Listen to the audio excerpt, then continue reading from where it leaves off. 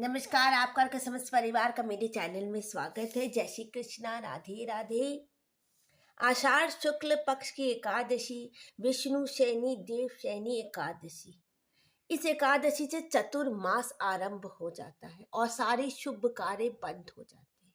इस एकादशी का नाम विष्णु शयनी और देव शयनी एकादशी इसलिए है कि विष्णु जी सिर सागर में 4 महीने के लिए योग निद्रा में चले जाते हैं और सारे शुभ काम जैसे सगाई, शादी, गृह प्रवेश सब बंद हो जाते। कोई भी शुभ कार्य नहीं होता कि विष्णु जी 4 महीने के लिए योग निद्रा में चले जाते। आषाढ़ शुक्ल पक्ष की एकादशी विष्णु शयनी देव शयनी एकादशी। पूजा आरंभ करेंगे विष्णु शयनी और देव शयनी एकादशी की। एक पाटला लेंगे लकड़ी का पाटला लेंगे, उस पर पीला रंग का वस्त्र बिछाएंगे हम और उस पीले रंग के वस्त्र या आसन के ऊपर तिल का आसन बनाएंगे।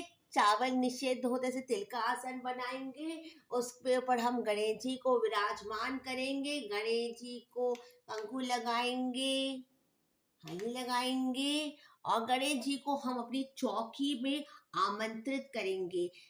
श्री गणेशाय नमः, श्री गणेशाय नमः, श्री गणेशाय नमः। एकदंताय च विद्महे वक्रतुंडाय च धीमहि तन्नो दंती प्रचोदयात्। गणेश जी का हम आगमन करेंगे चौकी पे, जो हम देव शयनी एकादशी जिसमें हम पूजा करने वाले हैं। एक कलश में जल लेंगे और इस जल में पुष्प डाल के चौकी का शुद्धिकरण, पवित्र वायु जी, इस तरह हम शुद्धिकरण करेंगे। आपको कलश स्थापना करनी तो कलश स्थापना भी कर सकते हैं। एक कलश में कमल गट्टा, कौड़ी और आम का पल्लव लगा सकते हैं या सिर्फ जल रख लीजिए। जल आपकी पूजा का साक्षी होता है। शुद्धिकरण करेंगे, फिर पुष्प यहीं समर्पित कर देंगे भगवान के सामने। इस जल को भी हम यहीं पर रख देंगे। कहते जितने जल आपकी पूजा में रखेगा उतने आपकी पूजा का आपका साक्षी होगा, पूजा आपकी शुभ होती है। उसके बाद पूजा आरंभ करेंगे। हाथ में पुष्प लेंगे और पुष्प लेकर संकल्प करेंगे कि आज मैं एकादशी की पूजा कर रही हूँ। अपना गोत्र बोलेंगे। विवाहित है तो पति का गोत्र, विवाहित नहीं है तो पिताजी का गोत्र बोल के ये पुष्प प्रभु के चरणों पे, हरि हरि विष्णु के चरणों पे समर्पित कर देंगे। उसके बाद पूजा आरंभ करेंगे। एकादशी विष्णु शयनी एकादशी, देव शयनी एकादशी की पूजा आरंभ करेंगे। विष्णु जी की आवाहन करेंगे। श्री विष्णवे नमः, ओम नमो भगवते। पीला चंदन चढ़ाएंगे, पीला चंदन चढ़ाएंगे। चरण में भी चंदन चढ़ाएंगे। माँ को लाल चंदन चढ़ाएंगे या सिंदूर चढ़ाएंगे। माँ को कभी भी सफ़ेद चंदन या गोपी चंदन नहीं, कंकु चढ़ाएंगे माँ को। उपवस्त्र में मैं भगवान को आपकी जैसी सामर्थ्य है, आप धोती भी चढ़ा सकते हैं, कुछ भी, लेकिन गृहस्थी की पूजा है, हर महीने आती है तो सरल से सरल रखें। तो मैंने जनोई जोड़ा रखा है। विष्णु जी को हम जनोई जोड़ा चढ़ाएंगे। गणेश जी को भी हम उपवस्त्र में कलावा चढ़ाएंगे। अगर आपको धोती या कुछ और करना है तो आप कर सकते हैं, लेकिन कहते हैं गृहस्थी की पूजा, इसको सरल से सरल ही रखिए। हम प्रभु को कलावा चढ़ाएंगे। कलावा कभी बीच में से तोड़ा नहीं जाता। फिर एक कलावा हम लक्ष्मी माता को चढ़ाएंगे।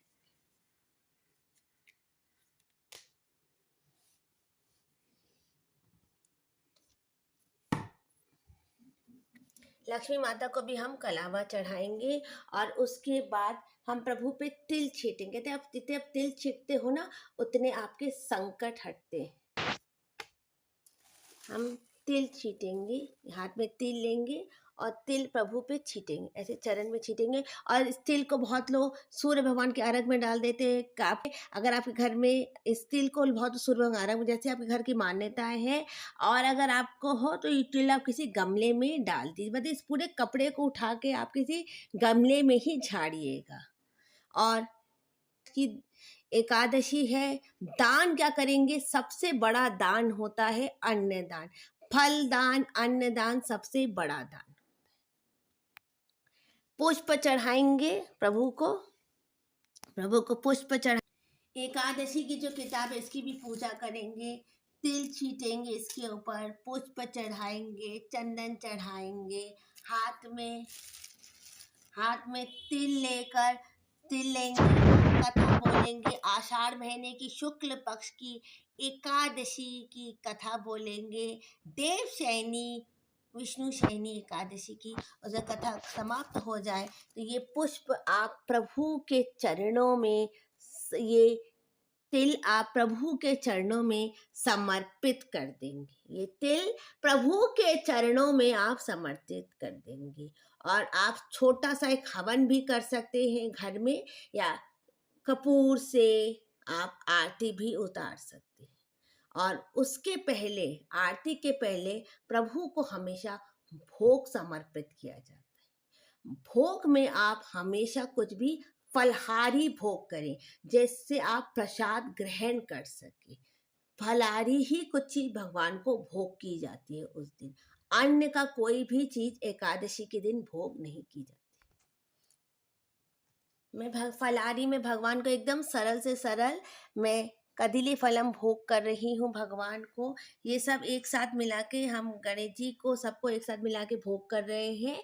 आपके पास जो भी उपलब्ध हो, अगर मिश्री भी उपलब्ध हो तो आप मिश्री भी भगवान को भोग कर सकते हैं। प्रसाद वितरण कीजिए, उसके बाद आरती कीजिए, और सारे दिन एकादशी में विष्णु हरि नाम हरे कृष्ण का जाप कीजिए। हरे कृष्णा राधे राधे राधे राधे राधे राधे का जाप कीजिए। हरे कृष्णा राधे राधे राधे राधे राधे का जाप कीजिए। अब हम आरती करेंगे। आपको जो आरती आती है आप आरती कर सकते हैं, आरती नहीं आती तो भजन भी कर सकते हैं। ओम जय जगदीश हरे, स्वामी जय जगदीश हरे, भक्त जनों के संकट शर में दूर करे।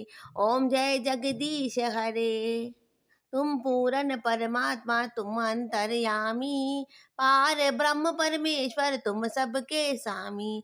अब आप भजन भी कर सकते। क्षीर सागर में बैठी एकादशी, एकादशी भैया एकादशी।